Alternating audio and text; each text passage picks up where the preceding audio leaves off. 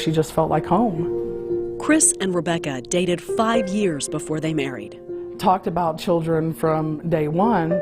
We need to have all these voices. So LGBTQ advocates working together to champion the rights of gay and lesbian youth in Oklahoma, well known around town for their fierce compassion for the rights of lesbian couples. our family still experiences some insecurity in that regard. Absolutely.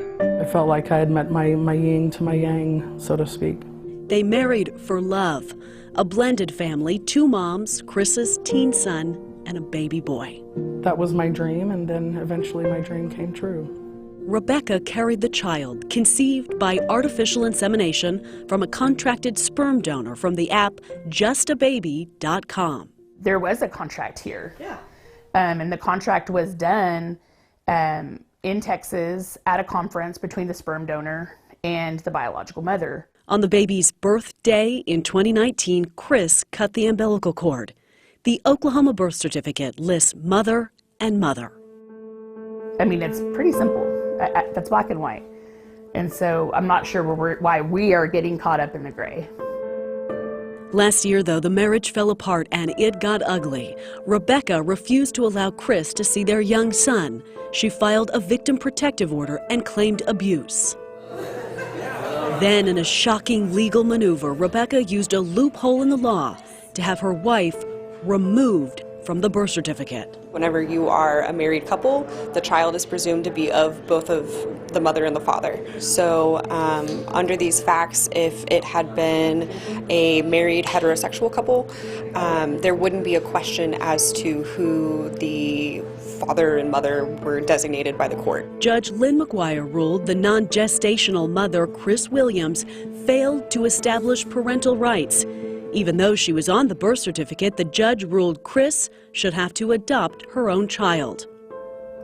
According to Oklahoma statute Title 10, a child born to a married couple is presumed to be the baby of the marriage, belonging to the mother and father, regardless of biological connection. The problem is, this isn't a case of mother and father, but a case of married mother and mother. And so in Oklahoma, it's a gray area. That's part of the reason why this mother was unable to be successful in her initial claim with the court. Many states have adopted gender-neutral language. Oklahoma has not. And so in this instance, I'm not sure that the judge had any other choice but to enter the ruling that she did. I think it's absurd that 2S LGBTQ+ parents are asked to sort of jump through these additional hoops. Freedom Oklahoma calls the ruling a clear case of discrimination in the law.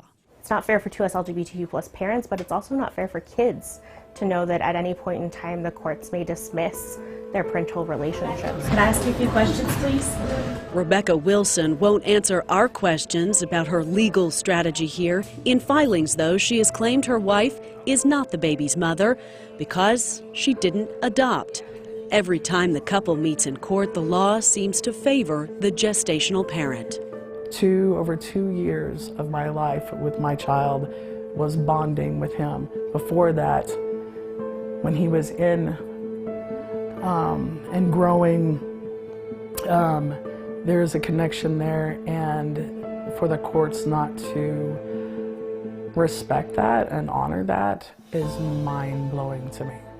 This week, Judge McGuire will hear a motion to reconsider the ruling that removed Chris from the birth certificate. She'll rule on the VPO in place, and she'll hear a paternity claim filed by Harlan Vaughn, the sperm donor. The intent was very clear to all of us that were present. Brandy Sanders is friends with both moms. She was there in late 2018 when Harlan Vaughn signed a sperm donor contract. The notary also confirmed to News 4 Rebecca Wilson and Harlan Vaughn notarized their donor contract, where Vaughn relinquished all parental rights to the child. There was a contract that had been printed out. We went down, we met the donor and his boyfriend at the time. It was very clear that they wanted to put protections in place for the donor to not be able to go and seek any type of rights or relationship. The case is making headlines around the country, a study in equal rights. And There are a dozen families watching very closely. 13 other couples in a private Facebook group who say sperm donor Harlan Vaughn helped them start their families too. No, I can't make this up, and I'm pretty creative. Both sides are expected to appeal if they lose in court. Chris Williams hasn't seen her son in 7 months. Allie Meyer, Oklahoma's News 4.